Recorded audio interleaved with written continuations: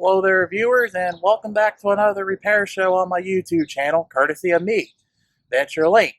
So, got a question for you. Okay, you ever got a message on your vehicle that says battery saver mode on your little screen and or the battery light in the lower left corner of the screen and or on the dash? Come out here with the engine and accessories off, car completely off as you can make it, and you take your leads, and you get battery voltage. As you can see, normal range is like 12 volts to 12.6 volts, just so you know. Okay, I've got the engine on, and as you can see, I've got the headlights on, as well as like many of the other accessories I can think of. You know, the radio to a reasonable level, but it's not up because, you know, it's YouTube and copyright bots are everywhere. Rear defroster, the blowers in this case, headlights, brights, flashers, heated seats, heated steering wheel, and all that. You come out here and then take another reading. Holy cow! That's even worse! When I did this the first time, I got, you know, like 12.4 volts, which is battery voltage, but that's 11.69 volts, as you all can see. So as you can see, you know, the alternator is kind of crappy here. I checked at belt tension was fine, just so you all know. So just so you know, if you get anything less than like 13.8 to 14.5 volts, so if you get anywhere between below that range or above that range, that means your alternator is going out. On a real quick side note, I don't know if you can see this on cam correctly or not, but I've got the negative battery cable and the stud bolt that it connects to, you know, in line with an amp meter. And as you can see, you know, the highest reading I was getting was like 3 amps. I used to get like, say, 3 amps. Now, you know, there's a lot of causes for, you know, 2.9 to 3 amp draws when it should be like 200 milliamps at best with the car off. But alternator can be one of them. Hopefully, after the repair, it will be normal. So with that being said, I'm here to show you guys how to replace your alternator on your 3.6 liter variable valve timing Pentastar V6 Chrysler product, be it, like I said, you know, Chrysler, Dodge, Jeep, Ram, Fiat, any of those. Okay, in light of all the butthurt, crybaby, snowflake comments that people left me in the YouTube comment sections about how I film videos and how I make videos, here's a super special edition for you. I'm going to start off with, you know, my proverbial battle plans, if you will, on how to take this alternator out. And then we'll go into the actual detail of it. So with that being said, first thing you want to do, you know, jack up the car, or at least the front end anyway. Take the tire off. Inside the tire is a splash guard. You can probably see it like right there. But it's inside the tire anyway. Take the splash guard off, take off the belt, then you'll take off the negative battery cable from the battery, or in the case of these Dodge Journeys, you take off the main negative cable from the frame right here. You saw that earlier. Now with all the common stuff out of the way, there's actually 2 ways that you can go in and get the alternator out. The first method is the book method. So with that being said, you know, step 0 is to remove the air box. It's step 0 because that pretty much pertains to Dodge and Chrysler minivans. The air box will be like right around here. And as you saw in the Journeys, it's on the other side of the engine here. You'll take off this cooling hose here from the thermostat housing, then tuck that away to the side. Right, then as you can see right here, there's 2 bolts. You'll take that off with a 13mm wobble socket and or 13mm ratchet socket. There's also a 13mm bolt buried underneath this coolant hose. That's why you gotta take it off, because not only you take it off to remove that bolt, but it should slide out from there. Boom. The other alternative method is to find the air compressor, which is the accessory below the alternator. You'll go in from underneath for this. You unmount the air compressor, the AC compressor rather, and then stow it temporarily. You know, get it out of the way, but just as a fair warning, don't disconnect the lines and don't let it just hang there. That can and will cause damage to the system. Then from there, you'll remove the same 13mm bolts as seen before. Slide the alternator out. Boom. As Taraz Cool would say. Boom. Then you'll come back to the underhood. There should be a battery cable going to the alternator. Disconnect that. Additionally, there's one of those electrical connectors, 2-stage electrical connectors. You'll take off the alternator. Slide that out. Boom. Reversal removal is your installation from there. However, if you want the more detailed version of this video, then my man Voltar's got a message for you. You better sit back, strap on, and let's get started. I'm removing the alternator from my dad's Dodge Dirty. Let's do it. So step 0 is to loosen these lug nuts and get them off the studs about halfway. It's step 0 because if you got an impact gun, you can just jack the car up and take the lug nuts off as normal. But if you're using a breaker bar with a socket like me, you probably might want to bust the lugs loose before you jack it up. It's a 19mm socket, unless the cap comes off, then it's 18mm. And as Scotty Kilmer would say, "Arr!" That's one off. One's off. Got to do the same thing to the other 4. Let's do it. Next thing you want to do is raise your vehicle up in the air via jacks and stands like I've got. A vehicle lift of some kind or whatever.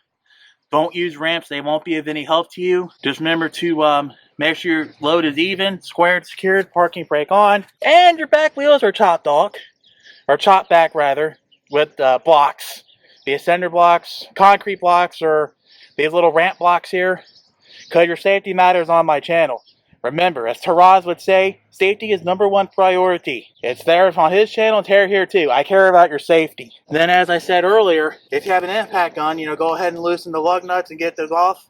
Otherwise, take your 19mm, loosen them up by hand after you broke them free, of course, and then just remove the tire like so. Just like that. Tuck the tire to the side for now, or you can put it under the car for extra security. That's fine too. Okay, see this little guard right here? You got one panel remover clip right here. You need to take off with a panel remover, or get clever with a flathead screwdriver and a claw hammer. That's fine too. I've been known to do that. Additionally, there's 2 fasteners up here, here, and here. I do believe from my research these are 10mm. I don't got the socket on me right now, so don't quote me on that. Let's do it. Never mind my camera constantly focusing in and out here. But that's what you do. You take this, pull it out as far as you can, then get inside here, and you should be able to remove it.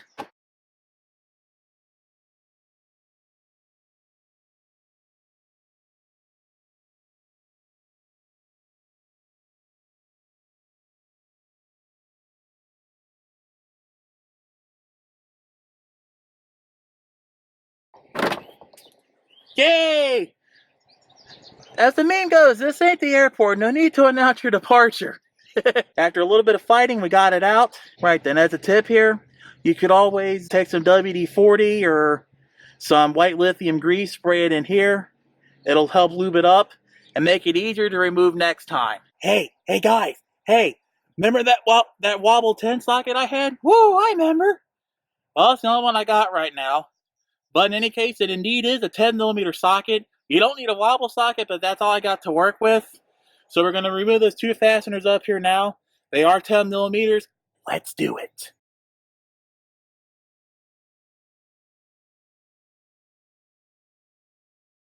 One's freed. Now let's free the other bolt. Let's do it.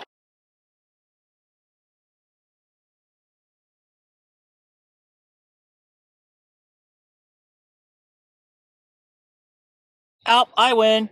Yay! See, don't you like it when you win? I know I do. See this pulley here where my hand is, my fingers are at? That's the AC compressor. As an option, you could actually remove this panel right here using that same panel remover. Get in here and remove the compressor bolts and studs and nuts and all that. I believe it's like 13mm for the nuts and like 5 to 8mm inverted torque socket for the studs on there. See that little square up there?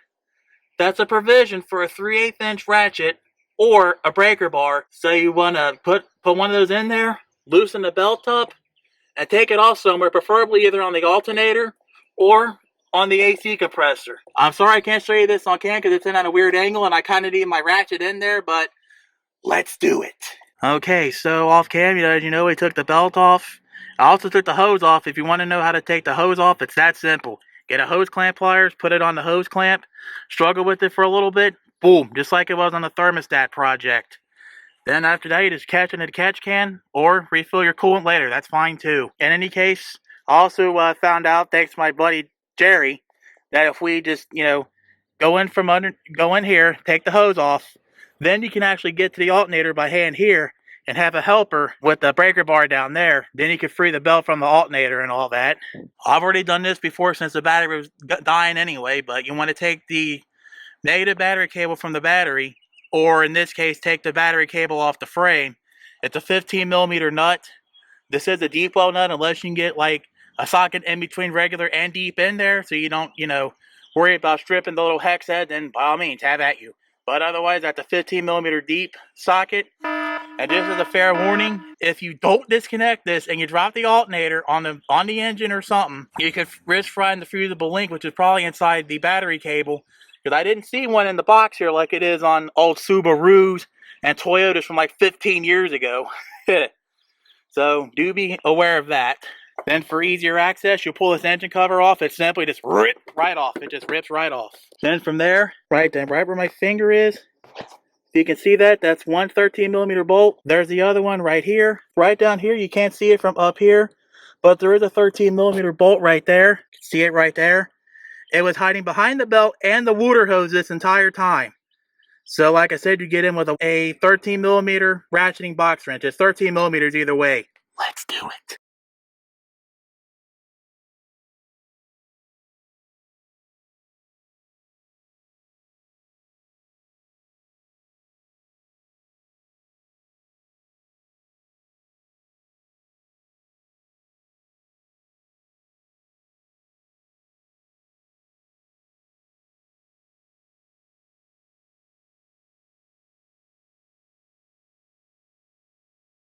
Okay, these are the 3 bolts. These 2 are on the front, or on the right side of the engine, rather.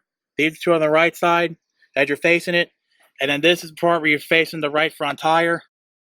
I'm sorry for these next few scenes being stills. By the time my phone battery was not only dying, it was like, say, 3% or thereabouts. But my buddy Jerry's hand was in the way here to get the alternator out. So here's how you get it out from there after you get the fasteners and all that out. There's a coolant hose on top of his wrist here. You push that towards the engine. There's also a wiring loom. You can't see it, but it's on the other side of where his wrist would be. You push that back towards the radiator, and then within that little gap, you try to squeeze the alternator out and into the vehicle. Additionally, you got to take the main battery cable off the alternator. It's either a 10mm or 13mm nut. You may want to save it to use on the new one if you please. I don't care what you do. There's also one of those 2-stage electrical connectors. You have the little red tab, the locking tab. Pull that all the way out, which uncovers another little tab you push and hold in. You push and hold the tab in, and then you'll free the electrical connector from the alternator. And now you've finally got it out of the vehicle. Yay! Okay, for whatever it's worth, this is the original part number that came off the alternator. Good luck trying to find the original Denso alternator for this car, because I've tried and so far failed. Just so you know, the original Mopar alternator is something like $560. In spite of the replacement alternator being an AC Delco unit, I checked over everything to make sure it's the same exact part, and aside from all kinds of dirt and dust and the internal fan color and all that, everything still appeared to physically fit back on the car and bolt in, so I suppose we are good to go. From here, reversal removal is your installation. Now upcoming is the part where I get to test out the alternator and make sure if it fixed my problem. Let's do it. Okay, so with the blowers on, brights are on, headlights are on and all that, let's go and check the voltage on this thing, shall we? It's been at least a few days since I got back to testing this thing, but I just wanted to give it a fair test, mostly because when I got it home, the battery was like 8 volts. So that means I need to really charge this thing and give this thing a real fair and balanced test. Now I'm going to reposition this camera here. Of course, I should see 13.9 volts or something of that nature. And as Taraz Cool would say, boom! 13.7 volts, which is likely, bare minimum for what you'd see. But it'll do. I'm sure if I was driving this around more, if I revved my engine up, it'd be better. Just turned my heated seats and all that on. Let's try again. 13 volts, but then again, the old test, used to be, where you turn on your headlights, brights, and blowers and see 13.7. But then again, with the way cars are, you know what I'm saying? You put everything on there. Okay, so with all the other devices still on, off cam, I revved the engine up, tried it again. I guess I was doing it wrong, as some YouTubers would say, because as you can see, we're getting the same amount as before, you know, 13.7, 13.8 volts. So as Taraz Cool would say, aka the crazy Russian hacker, boom, boom, we did it. And yeah, as Eric O would say, found your problem, Dad. Okay, let's see if the alternator replacement actually fixed my current draw issue. And obviously it didn't. We're still sitting pretty at about 3-ish amps, give or take. Depends upon how well I hold my connectors here. Oh, well, I got some idea as to where all this is coming from. Wow, is it just me or is it actually going down? Wow, it's actually going down. So, I suppose the alternator job did this, or whatever. That's the first time I've seen it go down like this, especially on cam. You all saw it here. Well, I guess I can say once again, as Eric O would say, I found your problem, Dad! At least I think I did anyway. Oh well, if it's going to stay stable like this, at least it's safe to actually keep this thing connected from now on, like it should be. If it's going to draw down like this. So yeah, I'd say this job's done. This is how you replace the alternator on your Dodge Journey or other Pentastar 3.6 liter VVT engine. So, let's go and wrap this video up, shall we? Well, alternator removals. The book way. Go the book way, they said. It's easy, they said. Wrong. This was actually kind of a two-person job here. I mean, if it weren't for the fact that the belt, you know, was giving me a little trouble, then it was, you know, it was too tight of space for big hands like these to get in. So I ended up having my friend Jerry help me out, you know, my friend / neighbor Jerry. So if you're watching this, Jerry, thanks a lot, buddy. It was much appreciated. As for the alternative way going underneath, it might have worked, but I didn't really feel like fooling with more steps than what I had to. Besides, I only halfway flushed the radiator when I did the thermostat job. So yeah, I could actually use some fresh coolant anyway. Just to get all the old gunk I didn't get out last time. It's out now. Well, some of it is anyway. I obviously deem this car safe to be hooked up again all the time, so yeah. Now hopefully the battery won't die off in like 3 weeks. Oh well. Hopefully you found the video interesting, informative, educational, and all that good stuff, because I'm going to say thanks for watching. I'm Avenger Link. Be sure to leave a comment down in the YouTube comments below if you got any questions, comments, concerns, praise, criticisms, etc. Just be sure to rate and subscribe as well as leave a comment. It tells YouTube, myself, if I'm doing a good job or not making crappy videos. It helps me to start make a living here on YouTube or get it turbocharged anyway. And ultimately gets my word out. And if you never want to miss another video from me again, gotta ring that bell. If you have any questions about Dodge Journeys as a whole, I recommend 3 Facebook groups. The Dodge Journey Owners Club, the Dodge Journey Fans, and the Dodge Journey Nation. Facebook group links are in the video description. This should also work on Chrysler and Dodge minivans with the same engine. So there's a Chrysler and Dodge minivan owners group on Facebook. There's also the Chrysler Minivan Fan Club forums if you got any questions on Chrysler and Dodge minivans. Be sure to join up. It's dependent upon the vehicle you have. Post up, ask questions. The fine folks there, myself included, will be happy to answer any questions you have in a timely manner. Medical bills and social media links, video description for the donation social media. Please consider following. Please consider donating.